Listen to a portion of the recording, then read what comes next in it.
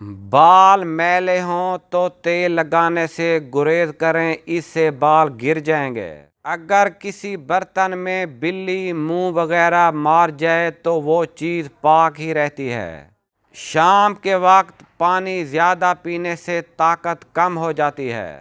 دال کھانے سے گردوں کی صفائی ہوتی ہے۔ گردوں کے مریض دال ماش نہ کھائیں۔ کھٹی چیزیں بدن کو دبلا کر دیتی ہیں اور یہ پٹھوں کے لیے انتہائی نقصان دہ ہوتی ہیں۔ کلیجی کھانے سے خون میں اضافہ ہوتا ہے۔ لیور کے مریض اسے استعمال نہ کریں۔ آنکھوں کو زیادہ ملنے سے بینائی کم ہونے کا خطرہ ہوتا ہے۔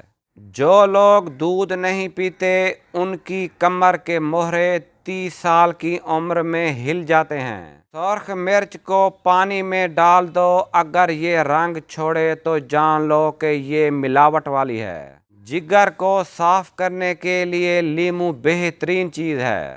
جن لوگوں کو پھیپھڑوں کی بیماری ہو جائے تو ان کو چاہیے کہ دن میں 7 گلاس پانی ضرور پئیں۔